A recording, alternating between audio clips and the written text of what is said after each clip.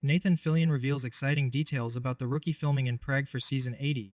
It felt like I was shooting Casino Royale. What if I told you the next season of The Rookie doesn't start in Los Angeles, but in the shadowy alleyways of ancient Prague? Why would a gritty American police procedural suddenly look like a James Bond movie? And why did Nathan Fillion say he felt like he was in Casino Royale, while wearing a suit in the streets of a city soaked in secrets? Something unusual is happening behind the scenes of The Rookie Season 8. This isn't just a change of scenery. This is something deeper, darker, and far more expensive than anyone expected. Because no network casually flies their entire production crew halfway across the world without a very calculated reason. And you're about to find out exactly why. But first, ask yourself this: what would make ABC gamble millions on one episode in a foreign city with a haunted clock tower, centuries-old bloodstains, and a real-life history of torture? It's not just for the views. It's not just for the fans. It's for a story that had to be told overseas, because it couldn't be told anywhere else. What Nathan Fillion just revealed on national TV isn't just exciting. It might change everything you thought you knew about The Rookie. This isn't just a show anymore. It's a warning. How PROBLEM, the real story behind the cameras. Let's be clear. The Rookie has always lived in the gritty shadows of Los Angeles. Urban crimes, police drama, and the arc of one man's journey from rookie to veteran. So why Prague? Why Europe? Why this sudden, cinematic, international tone? The truth starts with one line Nathan Fillion dropped casually on Jimmy Kimmel Live. It felt like I was shooting Casino Royale. And just like that, he accidentally opened a door that ABC probably didn't want open, because filming in Prague wasn't just an artistic choice. It was a necessity. Behind the scenes, whispers have been circling for months that Season 8 would pull The Rookie into a high-stakes international manhunt, that the finale of Season 7 wasn't just a cliffhanger, but a cover-up for a plot involving political immunity, rogue federal agents, and a criminal syndicate with roots that go deeper than anyone on the LAPD can handle. This isn't just a plotline. It's a pivot point for the entire franchise. And here's the kicker. The very fact they're opening Season 8 in Europe means the action isn't localized anymore. It's global. That means higher stakes, bigger risks, and darker secrets. Let's talk about what we do know. Nathan Fillion was spotted filming scenes with Bailey Noon, Monica Stevens, Nyla Harper, and Matt Garza, yes, from the Rookie Feds, in the cobblestone streets of Prague. That alone tells us something massive. The walls between the Rookie and the Rookie Feds are coming down. There is no longer separation. There is only crossover. So why Prague? Because that's where Monica Stevens ran tow, after cutting a deal for immunity following the Season 7 finale. But you don't run unless you're running from something. Or someone. Which brings us to the most disturbing part of Nathan Fillion's comment, when he spoke about the clock tower. A real clock, a real legend, and a real man who was blinded after building it, so he would never again create something so powerful. Why would Fillion mention that? Why mention a centuries-old torture story on a lighthearted talk show? Unless it wasn't a coincidence. Unless that dark history reflects something hidden in the Rookie's new storyline, a theme of betrayal, sacrifice, and silencing truth. This is your only chance to stay ahead of what's coming in Season 8, so hit that subscribe button right now if you haven't already, because the secrets unravel from here, and you'll want to be the first to know what's hiding in the shadows of Prague. Let's dive into the clock story Nathan Fillion couldn't stop talking about. In the heart of Prague's old town, there's a massive astronomical clock, constructed in the early 1400s by master clockmaker Mikhail of Kadai. The clock was so beautiful, so precise, and so ahead of its time that Prague's leaders feared he might build a better one elsewhere. So what did they do? They blinded him, burned his eyes with a red-hot poker, and in a final act of revenge, legend says the clockmaker threw himself into the gears of his own creation, cursing the tower forever. Now why would The Rookie, a modern police show, reference that exact piece of history? Because Season 8 might be mirroring that tale. Someone, possibly Monica Stevens, is the metaphorical clockmaker. She's holding the key to a network of information so sensitive, so dangerous, that if it leaked, it could destroy the very institutions the Rookie has been trying to protect. And what happens to people who know too much? They go blind, they disappear, or they die. And here's what no one is saying publicly. ABC didn't just approve a European shoot because they felt like it. This isn't tourism. The studio is betting big on a darker tone, a shift from procedural to espionage thriller. You heard it in Fillion's voice. You saw it in the leaked footage, Nolan walking the alleys like a man hunted, Bailey following closely, Nyla and Garza exchanging tense words in a cafe, Monica looking over her shoulder every 2 seconds. And remember, these are trained cops and federal agents. If they're scared in Prague, what's really going on? According to internal production rumors, the premiere episode might revolve around retrieving something Monica stole, something she traded for her immunity. But it's not just documents, it's not just blackmail. It might be a hard drive, a device, a list, the kind of information that can't be stored online, because if this thing ever got out, it wouldn't just affect LA, it would bring down names in Washington. And that's not TV drama. That's the line between fiction and exposure.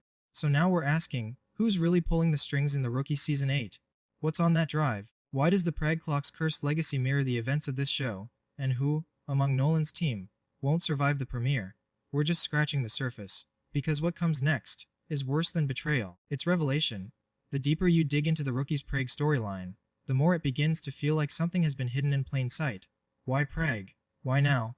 Because Prague isn't just a backdrop, it's a code, a message. And it all points back to Monica Stevens. You remember her, the high-powered lawyer, the fixer, the one with connections too high up the chain to touch. But in Season 7, something cracked. She got sloppy.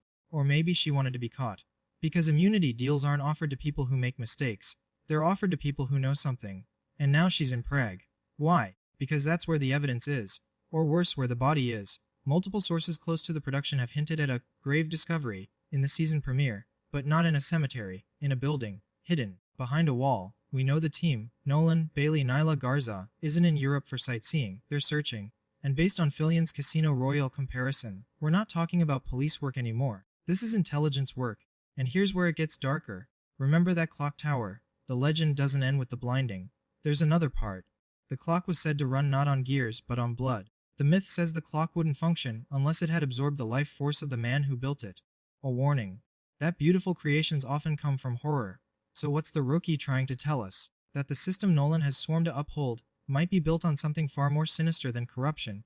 It might be built on sacrifice. Let's talk about Monica's immunity deal. You don't escape prosecution, especially on federal charges, by luck. She had leverage. But no one, not even Monica, gives up their insurance completely. So here's the theory. She handed over part of what she knew to get immunity, but she kept the rest hidden, somewhere unreachable. And now the US government is afraid. Because if Monica is planning to trade her remaining evidence to someone else, another nation, a journalist, a rogue agent, it could expose not just criminal activity, but treason. And that's why the Rookie starts in Prague, because the location isn't just historical, it's neutral, a dead zone for jurisdiction. A no man's land where no badge matters. And no backup is coming. That's what Nolan walks into. That's why he's in a suit. Because for the first time he's not acting as a cop, he's acting as a negotiator, a spy, a hunter, and maybe, a pawn. Because if Monica is controlling the board, everyone else is just a piece. And here's the truly disturbing part. We've seen Nolan compromise before, but this time, he may not be able to tell right from wrong. Not when lives are at stake. Not when secrets threaten to collapse the very foundations of law enforcement. And not when the lines between cop and criminal start to blur. Now let's pull the curtain back. ABC greenlit this shoot. In Prague, with multiple leads. That doesn't just happen. No network signs off on $1 million overseas shoot unless they're making a bet. And this bet is bigger than just ratings. ABC is building something. A pivot. A universe. Because when you look at the pieces, the Rookie feds, the international expansion, it becomes obvious they want the Rookie to be more than a show. They want it to be a brand, a legacy, a spy police cinematic world where each character plays a role on a global stage. And Prague is the proving ground. The testing chamber. If this works, expect spin-offs. Expect deeper storylines. Expect Season 9 to go even further. Because this is only the beginning. Back to Monica. What is she really doing in Prague? We now believe she's not just hiding. She's activating something. A network. And no, not an organization of criminals in the usual sense. But a collection of untouchable allies, lawyers, diplomats, data analysts, and black hat operatives she's spent years cultivating. Why? Because the best way to avoid prosecution is to become more useful than dangerous. And Monica's secret. She knows who the real enemies are. The enemies inside the system. She's not afraid of being hunted. She's expecting it. Because when Nolan and his team arrive in Prague, they're not the only ones watching Monica. Multiple parties are involved now, and each of them wants something different. One wants her silenced, one wants her data, and one wants her dead. Let's talk about survival. We know not everyone makes it out of this mission alive. In one leaked shot, Garza is seen bleeding out in a side alley. In another, Bailey is shown separated from Nolan, cornered in a basement corridor. And in the final leaked clip, quickly scrubbed from the internet, we see Nolan firing a weapon he's never used before. Not a police-issued Glock, but a foreign handgun, unregistered. Meaning he's operating outside the law. And what does that mean? It means that for the first time, John Nolan may become what he always feared, a man who breaks the law to protect the truth. A man the system can no longer control. And that's dangerous. Because once Nolan crosses that line he can't come back. Which begs the question, is this still the Rookie we know? Or has it become something else? Picture it. A secret meeting in the Prague catacombs. A hard drive encrypted with the names of politicians, CEOs, judges, people Monica claims are compromised. Nolan has a choice: take the drive and expose everything or destroy it and protect the system. Bailey begs him to hand it over to authorities. Garza says trust no one. Nyla wants to copy the data and run. Monica, she smiles, because she's already won. And Nolan, he hesitates. And in that hesitation, someone pulls the trigger. Cut to black. One shot. One life gone. And the question remains, who died for the truth? Who killed for silence? And what secret was worth dying for? Because when the rookie returns, it's not a crime procedural. It's a war, and the first casualty might be everything Nolan believed in.